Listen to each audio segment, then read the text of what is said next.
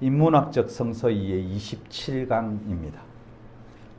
제가 엄청나게 많이 했네요. 27강이니까. 27째 시간. 우리가 인문학적으로 성서를 어떻게 이해해야 될 것인가를 우리 계속 공부하고 있습니다.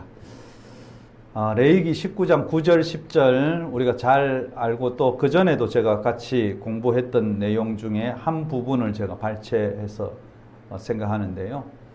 9절을 제가 읽어드립니다. 개역 개정판을 먼저 읽어드립니다. 너희가 너희의 땅에서 곡식을 거둘 때에 너는 밭 모퉁이까지 다 거두지 말고 내 떨어진 이삭도 줍지 말며 내 포도원의 열매를 다 따지 말며 내 포도원에 떨어진 열매도 줍지 말고 가난한 사람과 거류민을 위하여 버려두라.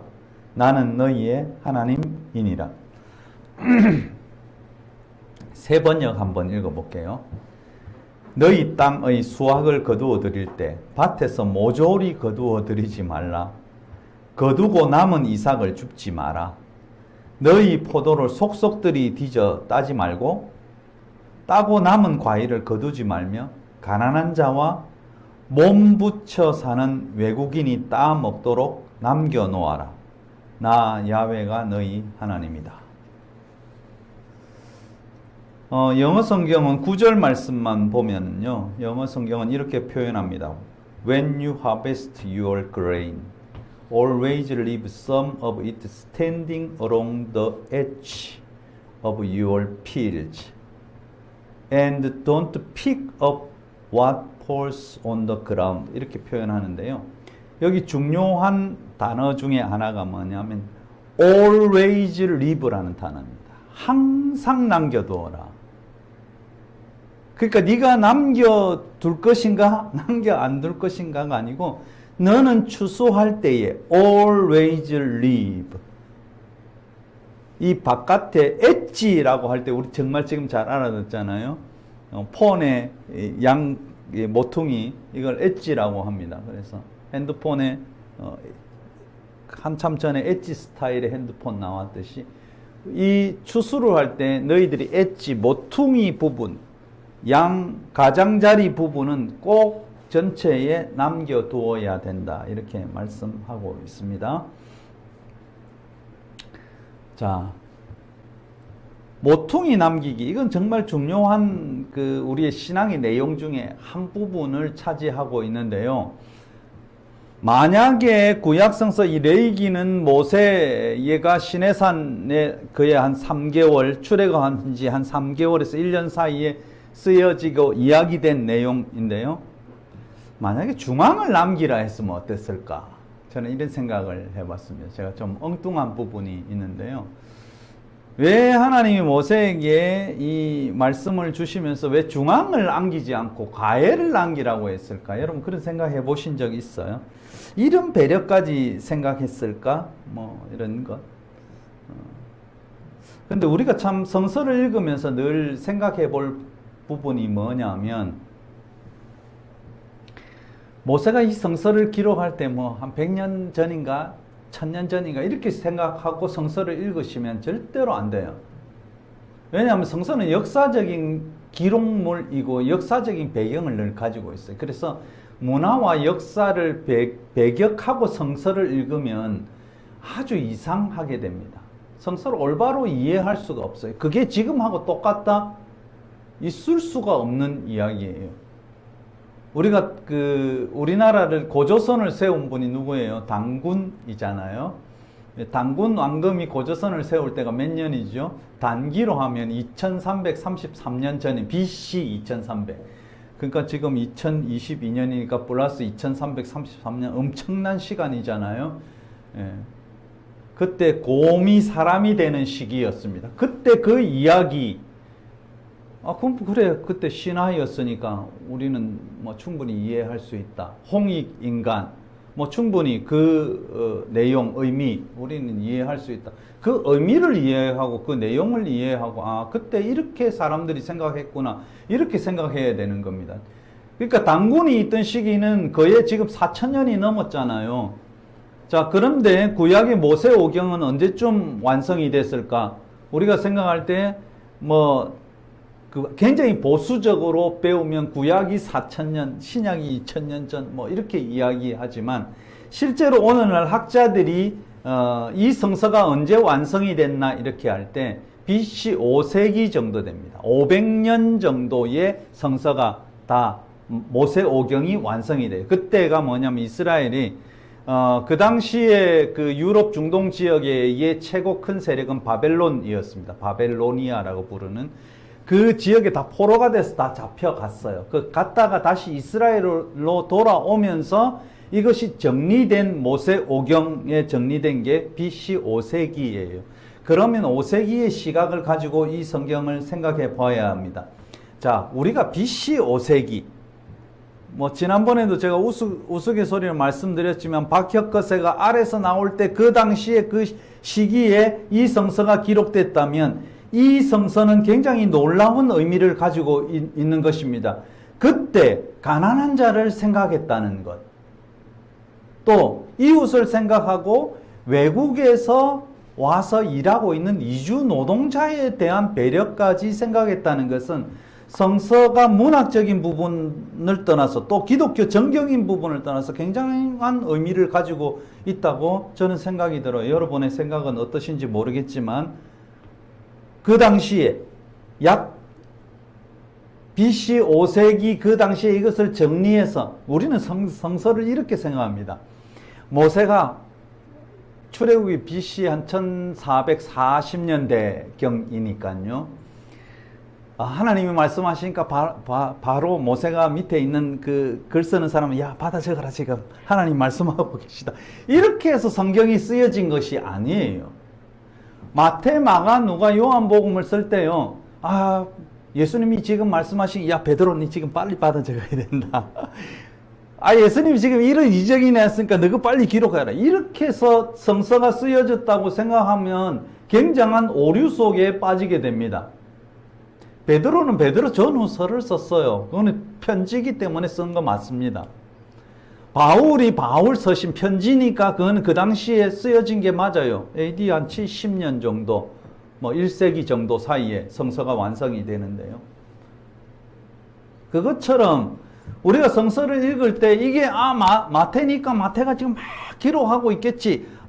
마가가 예수님의 그 사건을 보고 기록하고 있겠지가 아니고 요사이 그 서울에서 학교에서 신학자들이 그러니까 신학대학의 신학자들이 이렇게 쭉 해석하면서 이런 이야기해요. 요번에 좀 핫한 책도 나오기도 했는데요. 뭐라고 이야기하느냐면 마가복음을 쓸 때는 마가라는 그 당시에 예수 이야기꾼이 계속 들려오는 것을 사람들은 그 당시에 우리가 생각할 때 그 당시에 활자가 있었겠나, 그 당시에 우리처럼 막 그 스마트폰이 있어가 막 기록하고 녹음해 놨겠나. 전혀 그렇지 않거든요. 예수님 당시나 구약 성서가 쓰여질 때는 종이가 정말 귀했습니다. 그래서 실제로 성서는 파피루스라는 굉장히 비싼 그 갈대를 통해서 만들어진 그 당시에 이집트 문명 속에서 만들어진 그것을 썼고요. 종이라고 우리가 생각하지만 종이보다 한없이 질이 떨어지는 그런 거 보면 우리나라의 책은 굉장히 그 의미가 있는 것 같아요. 그런 갈대를 갖다가 확 이렇게 그 녹여가지고 그 종이를 만든 게 아니고 우리 한지 같은 경우에는 정말 딱 종이로 해가지고 정말 잘 만들잖아요. 그래서 우리의 인쇄 문화는 그 당시에 이집트의 그 문명, 메소포타미아 문명보다 훨씬 더 발전했다. 저는 그렇게 생각하는데 두 가지에 썼습니다. 가죽, 양피지라고 부르는데 그거 하고 파피루스라는 종이에다가 쓰게 되는데요. 그러니까 이게 쓴다는 것은 정말 어려운 겁니다. 이 가격도 비싸고요. 그럼 무엇으로 전달됐겠어요? 구전으로 전달됩니다. 입으로. 우리 어릴 때 보면 할아버지, 할머니가 들려주시는 이야기들이 이런 것처럼 막 이야기하잖아요. 그럼 그게 사실인가 생각하고 우리가 이해하듯이 성서는요. 모세가 받은 이야기, 그 말을 후대들이 계속 가지고 구전으로 전해졌던 내용들을 기록해서 만들어지게 된 것이 구약 성서입니다. 아, 이사야가 있었는데 이사야의 제자가 딱 가서 이사야가 지금 이런 행동을 하고 있으니까 이사야의 말을 저 하나님의 말씀이 이렇게 적은 게 아니라는 거예요. 그렇게 생각하고 성서를 이해하면 굉장히 아이러니한 것이 되는 거예요. 이해가 그렇게 하시면 곤란하다는 겁니다. 그 당시 의 상황을 모르고 성서를 이해하면 전혀 우리는 엉뚱한 대로 이 말씀을 이해하는 것입니다. 중요한 것은 그 당시 이스라엘에 하나님께서 이 말씀을 주신 내용입니다. 너희들이 땅에 곡식을 거둘 때에 너만 생각하고 곡식 추수하고 하지 마라. 내가 너희들에게 추수하게 된 것은 이스라엘에는 항상 늦은비, 이른비, 봄비, 가을비 이렇게 해서 비가 오잖아요. 너희들에게 비도 내려주고 햇빛도 주어서 이것이 잘 추수하게 되었는데 이 추수가 다 네 힘으로만 된 줄 아느냐? 그렇지 않다. 그리고 나의 생각은 기독교의 건강성은 어디에 있느냐 하면 이런 주위에 대한 사람들에 대한 배려가 성서에 아주 확실하게 기록되어 있다는 사실입니다. 그러니까 네가 그 당시도 네가 모퉁이 있는 거 싹 다 엣지에 있는 그 곡식, 서 있는 곡식 그거 건드리지 말고 그대로 놔두고 또 이삭 떨어진 거 있냐? 그것까지 줍지 마라. 아마 머리 좋은 농사꾼은요, 이 이삭이 전혀 안 떨어지도록 추수할 수도 있어요. 딱 잡고 딱딱 잘라가지고 딱 단을 만들어 놓으면 이삭 하나도 안 떨어뜨리고 추수할 수도 있지만, 그러나 하나님께서는 너희들의 양심에 맡기게, 그러니까 엣지에 있는 부분, 모퉁이에 있는 부분은 너희들이 절대로 가난한 사람과 같이 거주하고 있는 외국인, 나그네, 타향에서 온 사람들을 위해서 꼭 남겨두어야 돼 라고 이야기하는 것입니다. 그래서 우리가 신앙생활 할 때에 가장 기초가 뭐냐면 모퉁이를 남겨둘 수 있는 마음을 계속 만들어 가는 것입니다. 우리는 늘 이런 생각을 해요. 내가 많이 벌어서, 내가 정말 어떤 재산을 많이 모아서 이것으로 다른 사람을 도와야지. 전혀 그때 되면 불가능한 것이. 우리의 마음은요, 절대 그렇게 하고 싶은 마음이 없습니다. 그래서 우리가 기독교를 믿는다는 것은 굉장한 큰 결단이 있어야 되는데요. 계속 내 것만 추구하고 나만을 생각했던 우리의 시각에서 시각을 넓혀 나가는 것이 기독교의 신앙입니다. 그래서 복음이라는 건 뭐냐? 내가 예수 믿는다는 것은 무엇이냐?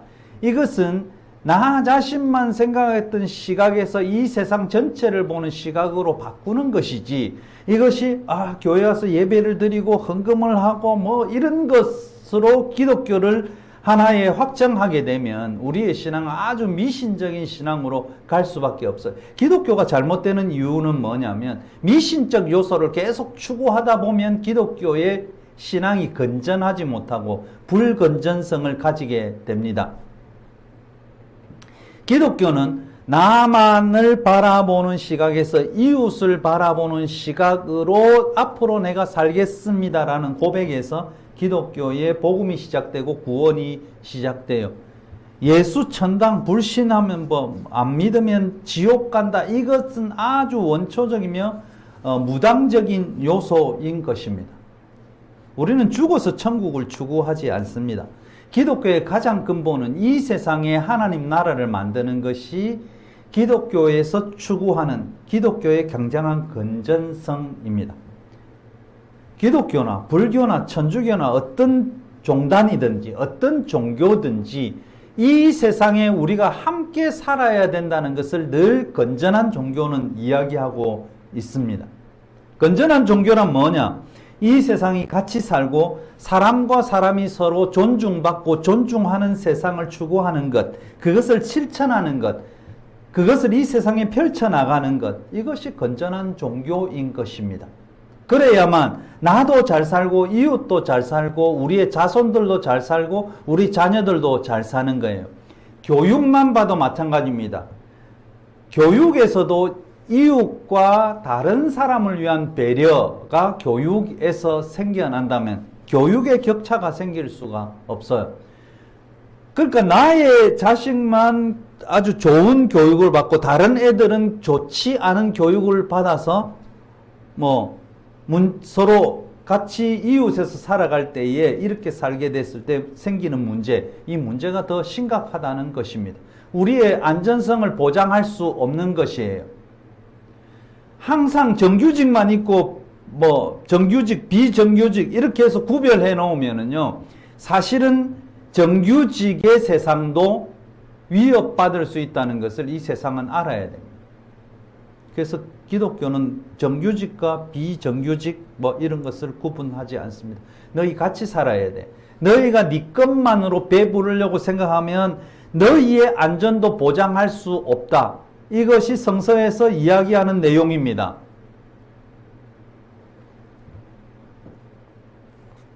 그래서 이 세상이 종교가 바로 서면요, 기독교는 어떤 종교든 간에 시민의식이 바로 서게 돼요. 그래서 권력자들이 마음대로 자신의 업적과 이익을 위해서 권력을 휘두를 수가 없어요. 그래서 종교가 바로 서야 된다는 것은 무엇이냐면, 교회가 바로 가장 큰 문제가 교회잖아요. 뭐 불교도 마찬가지고 천주교도 마찬가지입니다만, 종교가 바로 서게 되면 이 세상이 굉장히 밝아질 수 있습니다. 한참 이제는 과거의 일로 됐지만 무상급식에 대해서 얼마나 문제점을 많이 제기했습니까?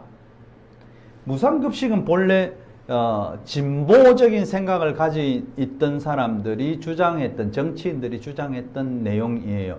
근데 어느 날 갑자기 굉장히 보수적인 사람들도 여기에 끼어들기 시작했고, 뭐 처음에는 포퓰리즘이다, 애들한테 뭐 이건희 자녀에게도 뭐 똑같이 무상으로 밥을 줘야 되냐 이런 소리 했었습니다. 그죠? 그게 별로 오래되지 않았어요. 그런데 제가 그때 그런 이야기 했습니다. 이건희 자녀는 우리가 생각하는 그런 학교 다니지 않아.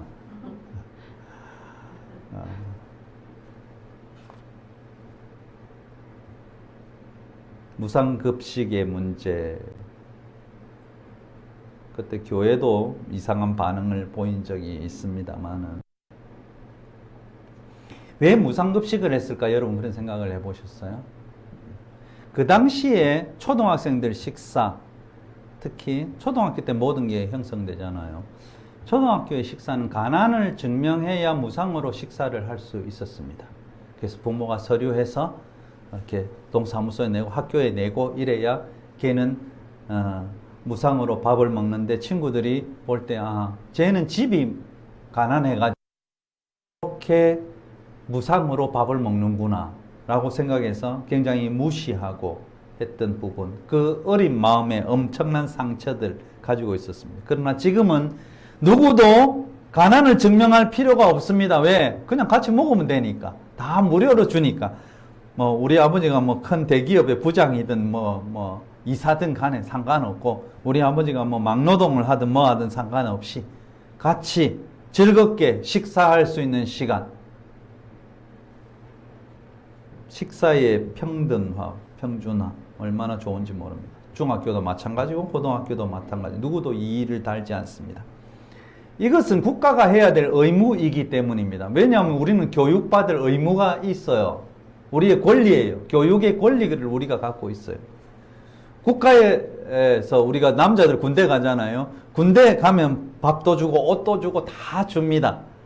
다 받습니다. 그래서 군대 생활을 마치고 오게 됐죠. 우리가 교육받는 것도 우리 국민의 권리입니다. 그러니까 국가가 다 책임져야 되죠. 그 권리니까. 의료에 대한 부분도 마찬가지였습니다. 공공의료 이런 거 다, 사실은 교회에서 이것을 반대하는 시장이 있으면 종교계에서 분명히 이야기해야 됩니다. 왜냐하면 돈 없는 사람도 무상으로 의료 받을 수 있는 권리가 있다. 그리고 당당하게 이야기해야 되는데 누구도 이야기하지 않았어요. 그래서 경남에서는 공공의료시설이 폐쇄되었고요. 대구도 백지화되어 가고 있는 상황입니다. 하여튼 그 시장만 오면은 가난에 대한, 가난한 사람은 치료 안 받아도 되고 가난한 사람 죽어라 이런 생각을 갖고 있는데도 불구하고 아직도 열심히 지지하는 것을 보면 참 안타깝다 그렇게 했습니다. 그래서 제가 종교가 바로 서야 이 세상이 깨끗하게 되고 이 세상이 평등하게 되고 우리의 자손들도 평등하게 대우받으면서 인간의 대우를 받으면서 살 수 있다고 저는 생각합니다. 저는 기독교를 믿습니다.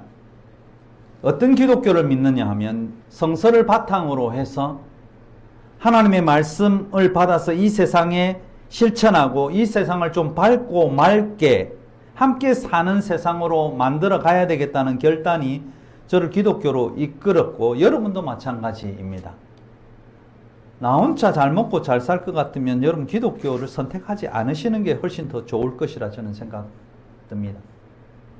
나 혼자만 잘 살면 되고 나 혼자만 내 자식들만 뭐 서울대 가고 뭐 좋은 자리 차지하고 뭐 이렇게 생각하면 기독교 믿을 필요가 없어요. 그냥 열심히 강남에 가서 교육시키고 열심히 서울대 보내시고 뭐 해외 유학 보내시고 스펙 쌓으시면 됩니다. 그 하나님과 전혀 상관없습니다. 그러나 내가 하나님을 믿는다는 것은 내 자식만 생각하는 것이 아니라 이웃도 함께 생각하면서 살아야 되겠다는 결단이고 사람답게 살아야 되겠다는 결단입니다. 여러분 기독교 왜 믿습니까? 사람답게 살아보겠다고.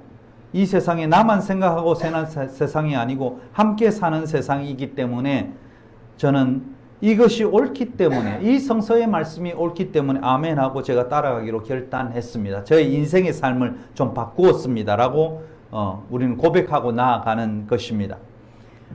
오늘 여기 모퉁이 남기기 이 그 신앙이라는 것은 우리의 신앙생활에서 항상 네가 너에게 주어진 축복, 너에게 주어진 은혜 이것이 다 네 것만 아니다. 너에게 그렇게 해준 것은 다른 사람에게도 베풀라는 것이 분명히 담겨 있습니다. 미시나에서는 지난번에 제가 이 강의할 때 말씀드렸지만 미시나에서는 60분의 1을 최소한 밭의 60분의 1은 이 가난한 사람 이웃을 위해서 거류민을 위해서 외국인 노동자를 위해서 남겨두라고 했지만 이것은 사람의 마음이겠죠. 왜 이 성서에 이것을 기록했는가? 네 마음 바꾸지 마라. 네 마음 바뀌지 마라. 그러니까 최소한 네 마음 속에는 하나도 안 남기고 조금만 남기고 싶겠지. 그렇지만 이것 조금 남겨가지고는 안 된다. 다른 사람들과 같이 살려면 이 정도는 남겨야 너희들이 함께 살 수 있다. 저것들은 라면만 먹어도 살아요. 이렇게 이야기하지 말라는 겁니다. 구제할 때 우리 교회에서 옛날에는 라면을 정말 많이 갖다 줬어요. 이 고아원들, 뭐 어떤 단체들, 이렇게 가난한 분들 왜 라면을 그렇게 줬는지 저는 모르겠습니다. 맨날 먹는 라면. 맨날 라면 안 먹겠어요? 좀 좋은 것을 주라는 겁니다. 모퉁이에. 제가 생각할 때 모퉁이는 참 좋은 알곡들이 있었을 것이라고 저는 생각합니다. 왜냐하면 사람의 손이 굉장히 많이 가는 곳이 어딜까요? 바깥 부분입니다.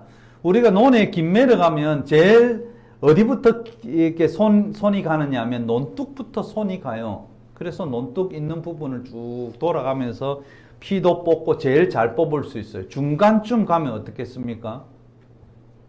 중간에 잡초를 뽑으러 가기 위해서는 이걸 거쳐야 되잖아요. 그러면 곡식들이 발에 밟히는 경우도 있고 여러 가지 어려운 경우가 있어요. 그래서 중간에 하지 말고 제일 좋은 가에 있는 것을 남기라고 하나님께서는 레위기를 통해서 우리에게 주시는 겁니다.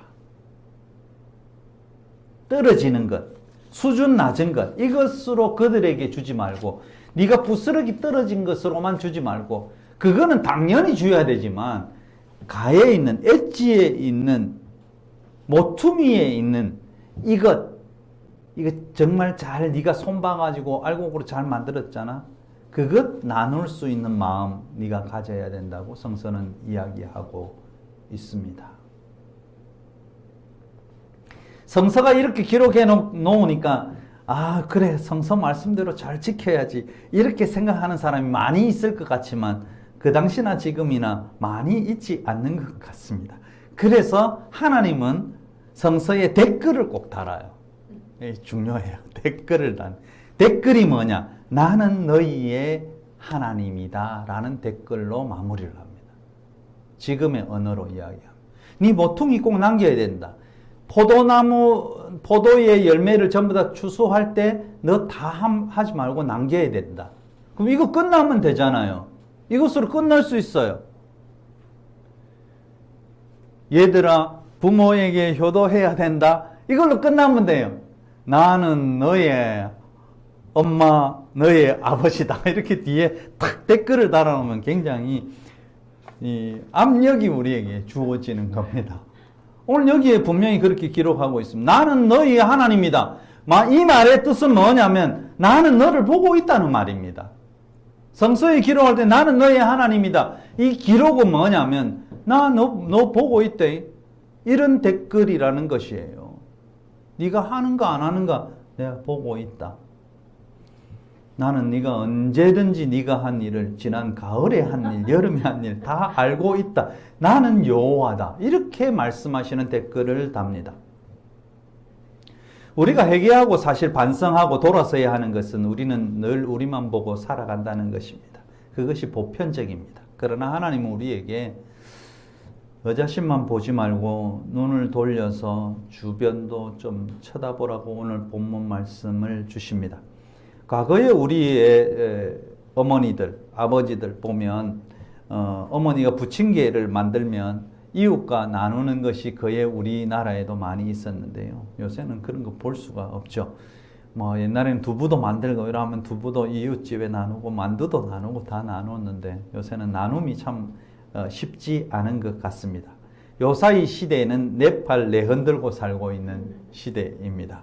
그러나 이렇게 살아가면 세상이 정말 막막할 것 같습니다. 병들게 될 것입니다. 제가 어떤 아파트들에 가서 이렇게 엘리베이터를 타보면 늘 느끼는 것이 있어요. 이분들은 연세가 좀 있는 분이구나, 이 젊은 분이구나 이렇게 느끼는데요.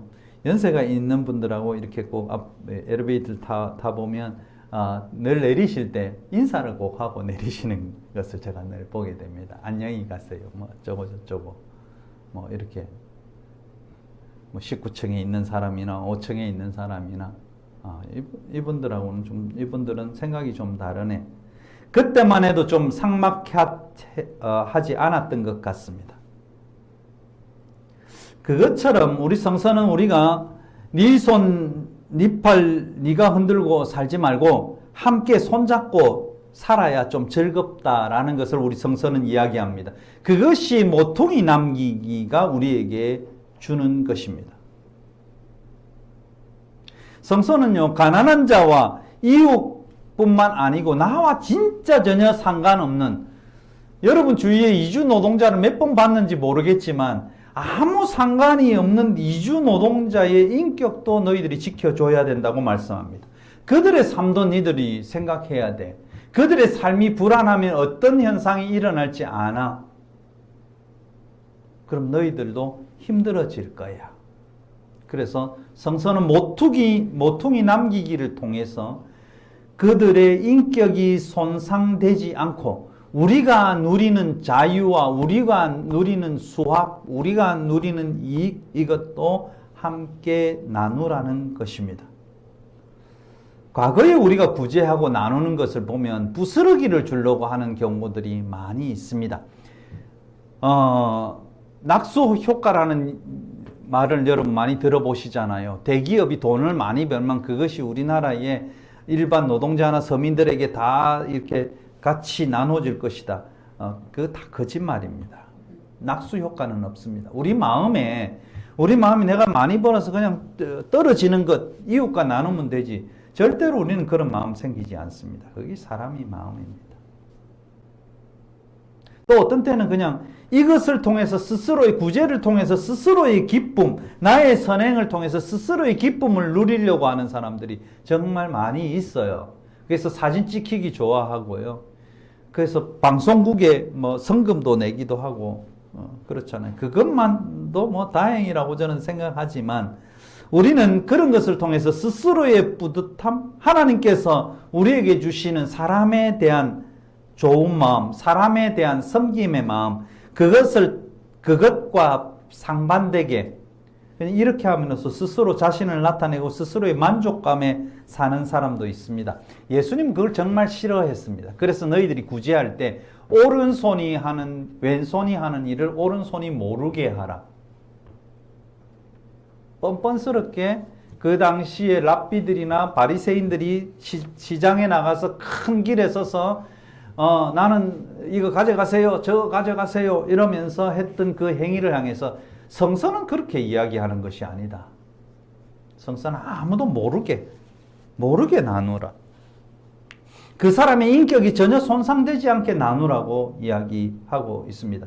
모퉁이 남기기는 그 사람의 인격이 전혀 손상되지 않게 그들에게 구제하고 그들을 돕고 하나님의 사랑을 실현하라는 것입니다.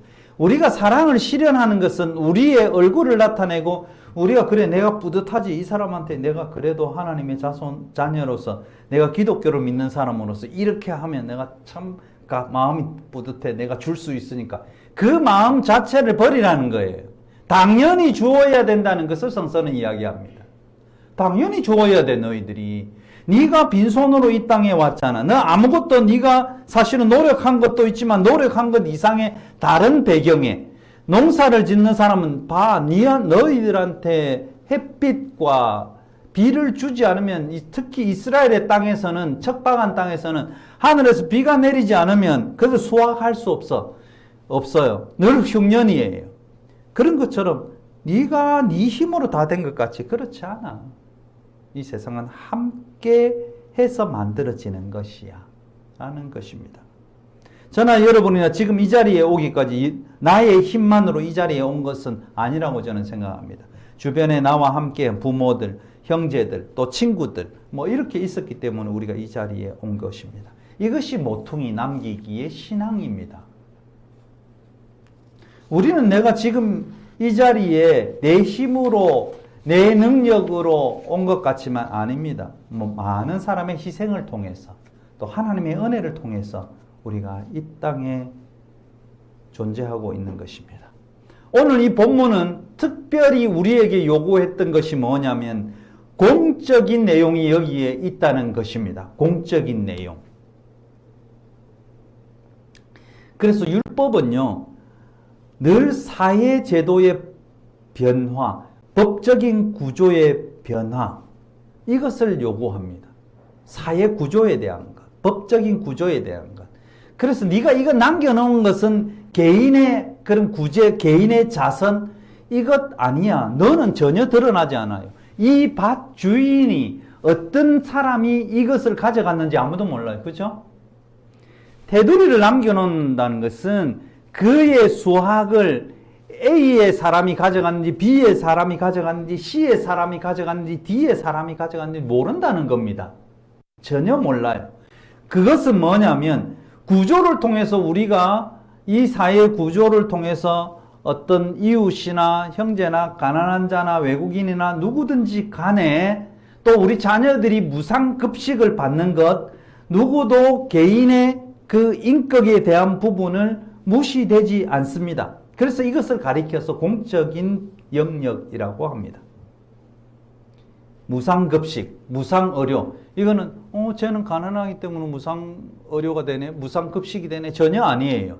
이건 공공의 영역에서 제도적으로 만들어진 것이기 때문에 전혀 인격이 손상되지 않습니다. 여러분 자녀들이 학교 가가지고 무상급식을 받습니다. 점심 먹습니다. 그래, 나는 가난해서 국가에서 무상으로 주는 것 같다. 아니잖아요. 그냥 당연히 받는 거잖아요. 이것이 공적인 영역이에요. 우리가 의료보험을 내고 받습니다. 우리는 당연히 그냥 병원에 가서 한 2,000원, 3,000원만 내면 진료 받을 수 있는 우리는 권리예요. 이게 공적인 영역이에요. 만약에 내가 병원에 가서 10,000원 내면 더 좋은 진료를 받고 100,000원 내면 더 좋은 진료를 받는 세상이라면 우리는 굉장히 자존심 상할 거예요. 병원 갈 때마다. 의사도 우리를 취급하는 게 다를 겁니다. 왜냐하면 저번에 왔는데 100,000원짜리네. 그럼 좀 더 이야기도 많이 해야지. 상세하게 해야지. 이렇게 할 겁니다. 그렇지만 지금 그렇지 않습니다. 이것이 성서에서 드러난 모퉁이 남기기나 이 사회의 공적인 구조와 사회 제도를 통해서 우리의 평등함을 누리는 거나 또 하나님의 은혜를 누리는 거나 이웃과 함께 살아가는 거나 이것이 동일한 것입니다. 모퉁이 남기기 신앙은 비정규직 노동자나 계약직 노동자나 다 함께 살아가는 그런 제도적인 내용을 가지고 있습니다. 비정규직, 정규직 차별 없는 세상, 노동의 영속성을 보장하는 세상, 계약직 직원이 양산되지 않는 이런 세상, 이것이 현 시점에서 함께 살아가는 불안을 제거하는 명령인 것입니다. 대한민국의 기독교인뿐만 아니고 정상적인 종교를 가진 사람들이라면 종교 의식보다 또 헌금과 시주보다 더 중요한 것은 사회적, 구조적, 법적 제도의 개선을 통해서 불안 없는 세상을 만드는 것입니다. 모퉁이 남기기 신앙은 우리가 앞으로 살아가는 우리의 뒷세대가 살아갈 이 세상이 안정적이고 평화롭고 기쁘고 행복하게 살아갈 수 있는 구조를 이야기하는 것입니다. 기도한다고 사회 구조 악이 개선되는 것은 사실 아닙니다. 마음은 편하겠지요. 기도하고 하나님께서 간섭하여 주셔서 우리 자손들이 인격적인 손상을 받지 않고 하나님 앞에서 행복하게 천국 가게 해주세요. 마음은 편하겠지요. 그러나 기도했으면 관심을 가져야 하는 것입니다.